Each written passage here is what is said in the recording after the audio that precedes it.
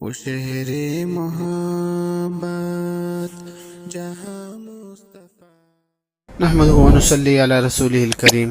ایک ساتھی نے سوال کیا ہے کہ اگر ایک شخص جماعت میں نماز مکمل کرنے کے بعد اپنا چہرہ پچھلی صف میں بیٹھے نماز پڑھتے شخص کی طرف منہ کر کے بیٹھ جائے تو کیا بندہ جس نے منہ پچھلی صف کی طرف کیا ہے تو کیا گناہگار ہوگا یا اسے کسی بھی رخ سے رہنے کی اجازت ہے یا وہ بیٹھ سکتا ہے؟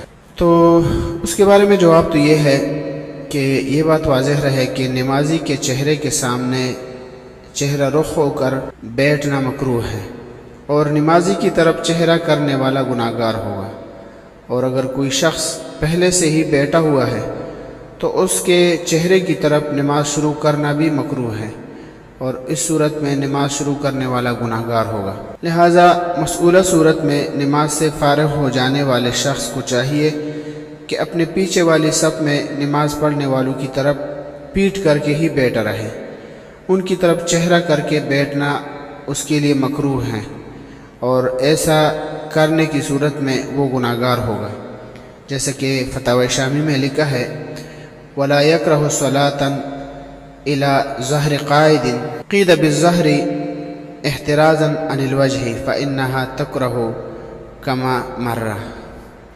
جلد نمبر 1 صفحہ نمبر 651. واللہ اعلم.